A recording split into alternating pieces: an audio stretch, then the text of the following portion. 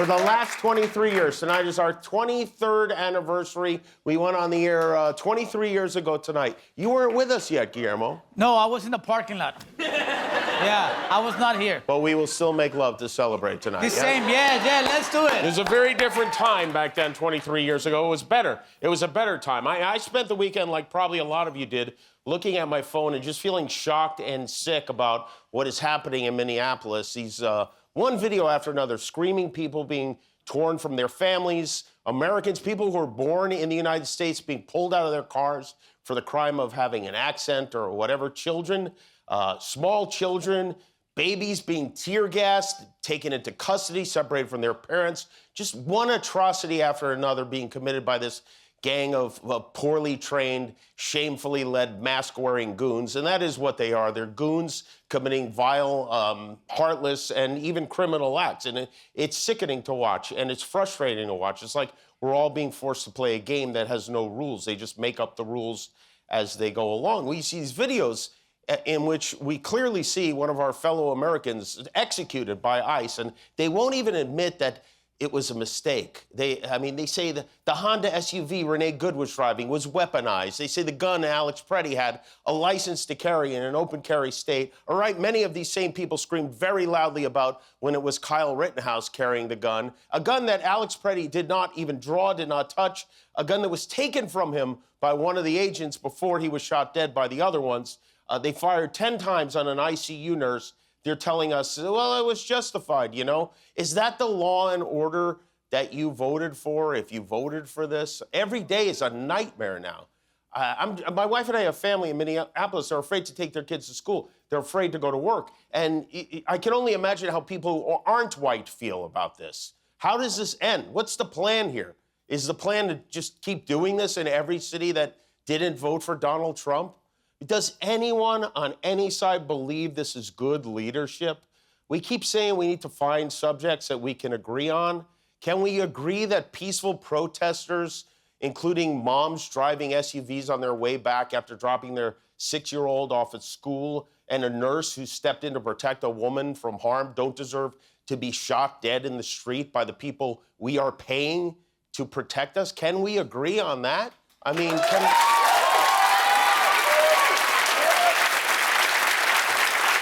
Can we agree that when we see a person murdered in cold blood, that there should at least be an investigation of that? And that our head of, our ironically titled head of Homeland Security has the responsibility to get facts before telling us that what we saw we did not see. I mean, if we can't agree on that, forget it then. This one seems pretty open and shut to me. I think we can agree on this one. It's on video. Look at it. Do your own research. And then once you do, once you form your own opinion without being told what you saw, say something. Where are the reasonable voices on the right? I mean, we don't have to agree on everything, but come on. If that was a group of trans swimmers shooting a guy for making a cell phone video, you'd be heating up the electric chairs right now. Admit it, you would. Let's cut the bullshit already, because it may be Fox, but it ain't news. Agents reasonably thought that they were in danger because a gun was produced. If he's armed and they knew he was armed, it was imperative for them to take him down. And now here, literally a guy pulls a gun on an ICE officer. He defends himself. When you're seeing a gun in your face and you're in the scuffle, then you have to, again, assume that is a gun. And you could tell in that moment that they saw something or something spooked them, because they all back off all of a sudden, and then you hear shots fired. You've got an armed individual, you know, somebody holding a gun up to Border Patrol. Of course you are going to see a reaction. Do you think these are all just local Minneapolis folks who have decided to go out on a sub-zero day? Only one person could have prevented this from happening, and it's Alex Pretti. What he did put agents in a situation where they had to use deadly force. These officers very well could have prevented a major mass shooting of multiple officers today. Oh, please. If that was ISIS instead of ICE, we'd be firing missiles at somebody and pledging allegiance to the flag altogether right now. Watch that video. Watch every angle, as upsetting as it might be, and decide for yourself if that's making America great. And if it isn't, please say something about it. This has to stop. And I'm convinced now that the only people who can stop it are on the right. I know it takes a lot of courage to go against your tribe or whatever it is. But that's what we need. We need some decent people on the right to show some courage and some common sense. And if our leaders aren't even trying to reduce the amount of chaos in the street rather than exacerbating it, if our leaders are intentionally creating and encouraging violence and fear, then I hope you will also agree we need new leaders, because these are not leaders.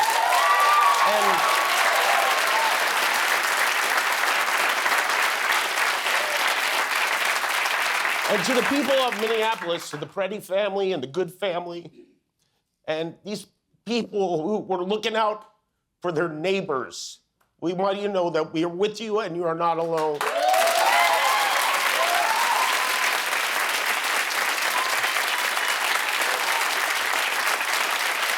And I'll tell you another thing. We also want to see those Epstein files already.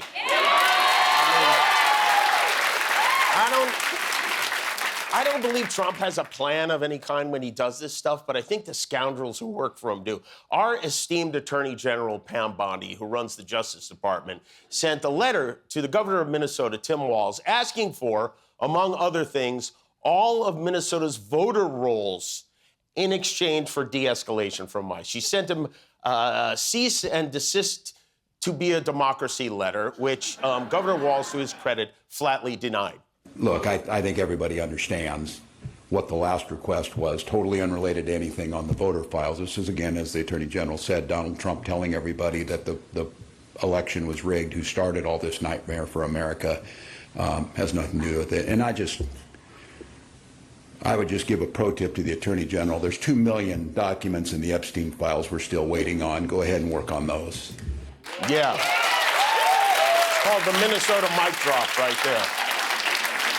He's going balls to the walls. You know, that should be the response to any question on any topic involving Pam Bondi or Donald Trump. Where are those Epstein files already? Tim Walz and President Trump spoke on the phone today. Trump said they had a very good call, which I think for Trump means he didn't call him the R word during the call. That's progress. The fact that Trump even got on the phone with Tim Walz shows you he knows he's made a mess here. He's also sending somebody in to replace his #1 ICE hole in Minneapolis, the head of the Border Patrol, Greg Bovino, this is Greg Bovino's high school yearbook.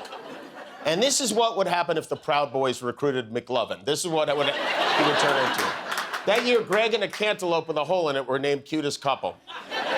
He was voted most likely to be hospitalized with a light bulb in his ass. So Bovino is reportedly being either demoted or removed from Minneapolis to go terrorize other cities, which I'm sure has nothing at all to do with this insane statement he made on CNN. With respect, it feels as though in some ways you're blaming the victim here. The victims are the Border Patrol agents. I'm not blaming the Border Patrol agents. The victim are the Border Patrol agents. The suspect put himself in that situation. The victims are the Border Patrol agents there. The victims are the Border Patrol agents, not the people who are dead. It seems like maybe even Trump's had enough of Greg and his crossbody bag, because this morning he wrote, "I am sending Tom Homan to Minnesota tonight. He has not been involved in that area, but knows and likes many of the people there. Tom is tough but fair and will report directly to me." Oh, good, that will help. This is Tom Homan, if you're not familiar. This is, you know the saying, he's not as dumb as he looks? He is just as dumb. It was widely reported that the FBI caught Tom Homan on tape in September of 2024 accepting $50,000 in cash in a fast food bag from undercover agents posing as private contractors in exchange for a promise to help them score border enforcement contracts in the new Trump administration. And this is the guy they're sending to Minnesota to fix things, to help round up the criminals there. In the Trump administration, taking a bag full of cash gets you promoted. It doesn't get you in jail. The Senate is expected, by the way, to vote on funding for the Department of Homeland Security as soon as tomorrow. And if they can't reach a deal on Friday, we could have another government shutdown on our hands. Things are running like a Swiss watch. It's just excellent. The good news is all the death and sadness and horror didn't stop the president from posting and boasting about his new $400 million ballroom. He wrote, "I'm building on top of everything else that I'm doing one of the greatest and most beautiful ballrooms anywhere in the world." That's so cool. Maybe you should stop doing everything else you're doing and spend all of your time focusing on that. I think we'd be okay with it. On Friday, he also shared designs for what he is calling the Independence Arch. He wants to build near the Lincoln Memorial on the National Mall. You can see the renderings here. They are arranged in order from most to least, like something on the lawn at Liberace's house. You can see. But I guess he's going to choose. I like that he's pretending he might not choose the one covered in gold. We're less than a month into the new year. So far, this administration has managed to start a war in Minnesota, invade Venezuela, threaten to invade Greenland, pull us out of the World Health Organization, attack our own Federal Reserve, abandon vaccine science, bring back measles, send healthcare premiums through the roof, and kill 2 U.S. citizens in cold blood. And he still thinks he got cheated out of a Nobel Peace Prize. I mean, if that delusion doesn't trigger the 25th Amendment, what possibly will? I mean, remember? I'm old enough to remember a time when we thought Sarah Palin was crazy, okay? On Saturday night, as the nation was mourning the tragic events in Minneapolis, the Trumps hosted a special screening of the new Melania movie at the White House. It was attended by Donald, Melania, Tim Cook, the CEO of Apple, Tony Robbins, and Mike Tyson. I sure hope they had some cameras rolling when Melania made small talk with Mike Tyson, because that is the documentary I would like to see. The film was a $75 million gift to the Trumps from Amazon, and the president was very grateful. He said, without this documentary, he'd know nothing about his wife. What's the name of the country she's from? Melania doesn't open until Friday, but we did get a sneak peek at the opening sequence, specifically the logo that appears at the top of the film.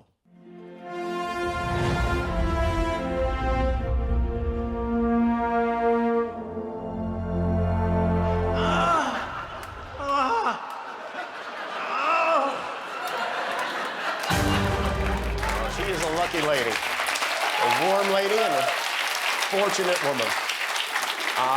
Speaking of warm, we're sending warm wishes to those of you who are under a winter storm warning. The Weather Channel has dubbed this Winter Storm Fern. Over the weekend, more than 1 million Americans lost power, and that is when it is the Amish's time to shine. This is an Amish buggy driver in Tennessee doing the Devil's Donuts, I think. It's like Talladega Mennonites there. It's probably some Amish teenager all hopped up on apple pie or something, but the real shame is he'll never see that. He will never get to see it. You know, the Department of Homeland Security reportedly asked staffers at FEMA to refrain from using the word ice in their descriptions of the winter storm because they're worried it might lead to some kind of meme linking the danger of the storm to the danger of the ICE agents storming our streets. You know your federal agency's doing well when they're concerned that mentioning its name could damage winter's reputation. But this is from the CBS affiliate in Oklahoma City, where meteorologist Lacey Swope had to issue a stern warning about Fern. This is how much we've seen so far. Now, some of this is radar estimates, and then just your reports that you've been sending in. Keep those coming. I made the mistake on Facebook. I asked for your measurements. I meant your snow measurements. Thank you for everybody sending in your measurements, but I do prefer how much snow you have on the ground. That's right. Keep it in your parkas, you perverts. Any chance you give people to be gross, they will take it. It was a brutal weekend weather-wise, capped off with the terrible news that the Patriots are back in the Super Bowl, which could mean another Matt Damon Duncan commercial. The matchup for Super Bowl 60 is set. It's New England versus Seattle. The last time the Patriots were in the Super Bowl was 2019, back when their coach at the time, Bill Belichick's girlfriend, was in kindergarten. So it's been some time. Patriots got some help from the snow to stall the Broncos up in Denver. It was a challenging day for Patriots quarterback Drake May. The fans went into the game with high hopes. Some of them were even announcing that they are gay for May. Gay for May! You know what? Gay for May! As a gay man, I also am gay for May. With that, it's going to do it for us live here in Denver, Colorado. I hope he signs off his reports like that forever, like all of them. I also am gay for May. That's it for us here in Denver. Back to you, Lisa. Why should hockey get all the gay fun, right? The president said over the weekend that he will not attend the Super Bowl this year. He only roots for patriots when they're storming the Capitol. He will stay at home. You know, back in October, Kristi Noem said ICE agents would be all over the Super Bowl because Bad Bunny's going to be there, which is part of the Trump administration plan to ruin everything we enjoy. Kristi Noem has also been busy gaslighting us when it came to the death of Alex Pretti. She even took shots at licensed gun owners, which did not go over bigly with her friends at the NRA. This individual showed up to impede a law enforcement operation and assaulted our officers. They responded according to their training and took action to defend the officer's life and those of the public around him. And I don't know of any peaceful protester that shows up with a gun and ammunition rather than a sign. Really, you don't? What about these guys or these people or this cowboy or these cosplayers or this LARPy gentleman or in his Tommy Bahama combat wear? Those guys, for those licensed gun owners, it's okay. For the ones that you don't agree with, it's not. These kooks would shoot Mary Poppins out of the air and call her a UFO. Kristi Noem is telling us to accept that what we are seeing with our eyes isn't real. And I understand why. Her nose, face, teeth, eyes, and lips aren't real. But rather than that, I want to leave you with this. The man Stephen Miller referred to as a would-be assassin, Alex Pretti, was an ICU nurse who treated veterans, which is about as patriotic, I think, as it gets. And the video of Alex that I would like you to see, maybe you've seen of this man they called a domestic terrorist, is from 2024, in which Alex honored one of his patients who passed away, a veteran named Terrence Lee Randolph. Terrence Lee Randolph, March 30th, 1947, December 10th, 2024. Today we remember that freedom is not free. We have to work at it, nurture it, protect it, and even sacrifice for it. May we never forget and always remember our brothers and sisters who have served so that we may enjoy the gift of freedom. So in this moment, we remember and give thanks for their dedication and selfless service to our nation in the cause of our freedom. In this solemn hour, we render our honor and our gratitude. Alex Pretti, may he rest in peace.